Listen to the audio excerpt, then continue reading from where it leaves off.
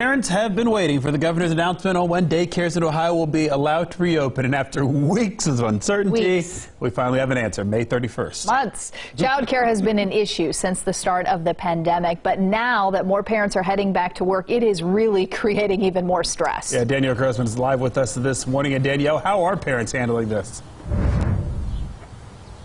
Yeah, Matt and Monica, good morning. A lot of our parents really have no option when it comes to childcare. They need to find it. They're exhausting all of their resources right now. And honestly, some parents I talked to said they just can't afford it right now. It's a double-edged sword. For parents like Jennifer Goodman, she still hasn't received her unemployment, so she has no choice but to find a job. My struggle is hard because I need to work to maintain this roof that I have for me and my kids, you know, and how can I do that without the daycare? I can't leave them in the house by themselves. Childcare is a major issue.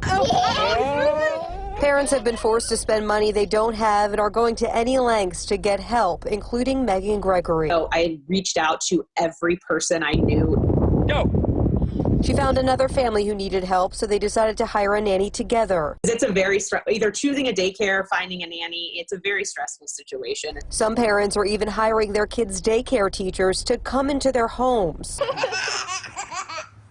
But I just knew we didn't have an option. She leaves at 3 every day. I'm like, oh my God, please stay longer. But for a lot of families, cost has become overwhelming. Really gets tough is if you're paying twice. And now it's down to 25%. And so that freed up enough funds that I was like, okay, that's enough money. We could feasibly use that money to pay somebody to watch the kids. And Jennifer's daughters are both asthmatic. So not only is she concerned who will watch her kids, but if they could potentially be a health risk. You know, as parents, we have to do what we have to do. Now, even though we do have a reopening date for child care centers across the state, they have to limit the number of children that are going to be in the classrooms. And of course, there's going to be intensified cleaning efforts as well in there. And a lot of parents that I talked to, actually, about Monica, they said they're not comfortable just yet sending their kids back. And that in turn is creating more stress and, of course, a financial burden. Guys. Yeah, I mean, I got to tell you, my kid's going back, but I am worried about it. And I know choosing a daycare was a real process for me. Bringing someone into the home, how do you even know if they're qualified?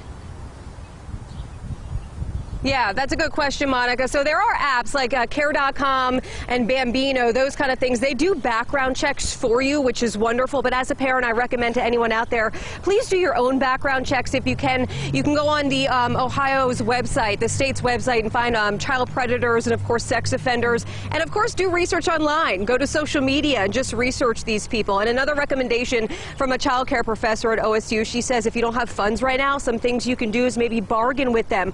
Cook a few meals for a few hours of sitting and maybe tell them you can pay them with a little bit of interest in the future. Matt and Monica.